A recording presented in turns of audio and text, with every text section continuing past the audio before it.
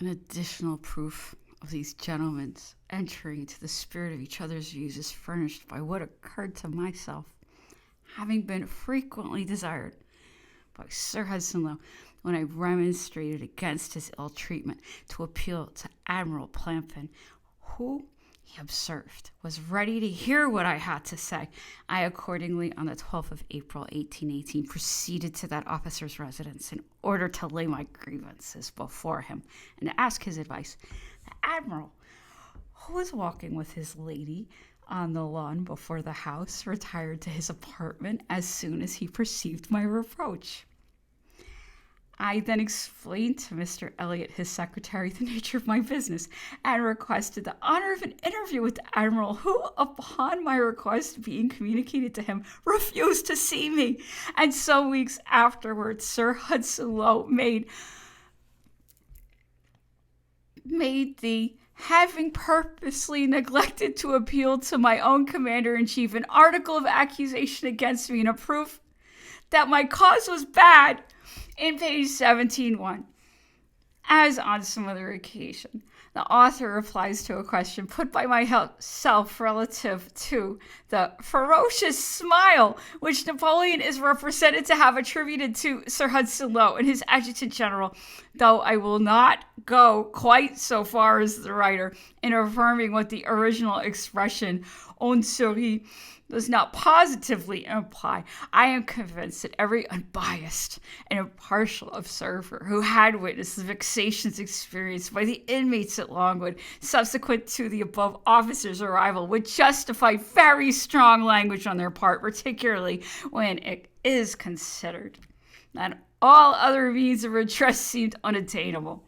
The best possible comment I can make on the oft-repeated professions of purity and impartiality, together with the enthusiastic praises lavished on Sir Hudson Lowe, contained in the author's following pages, will be found in a perusal of the various incontrovertible facts stated towards the close of these remarks, illustrative of the Lieutenant General's treatment of the prisoners under his charge, and myself. By comparing that treatment with this writer's fulsome encomiums, the public will be able to form a judgment of its own, uninfluenced by all that sophistry can suggest on the one hand, or misrepresentation devised on the other. Fertile as the author is in discovering that which no one has ever dreamt of before, and which the evidence of facts no less palpable notoriety flatly contradicts, it need not excite surprise if he who indiscriminately vilifies every individual and of both sexes,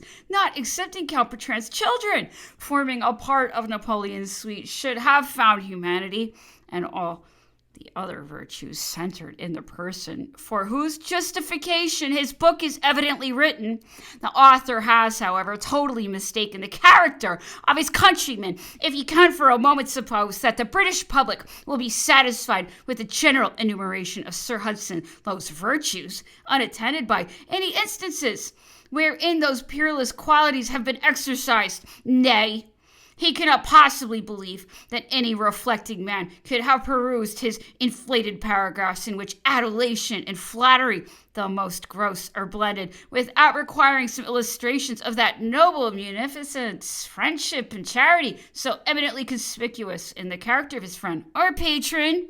I venture to add that one single instance of those virtues being put into practice by Sir Hudson Lowe would have had more effect on the public opinion of his country than volumes of panegyric such as I have noticed. In the absence of those proofs, I cannot help considering the author's praises as so many invitations to inquiry on the part of his readers, and until they have ascertained upon what specific grounds these unusual compliments are paid, some will regard them rather in the light of ingenious satires than serious applause. What, for example, can be more vague and unsatisfactory than the following trite observation with which the author's encomium in this part of his book terminates? The instances of Sir Hudson Lowe's munificence to which I have alluded I could easily record, but the feelings of others are to be spared. Justice demanded that I should say Thus, much delicacy forbids my saying more.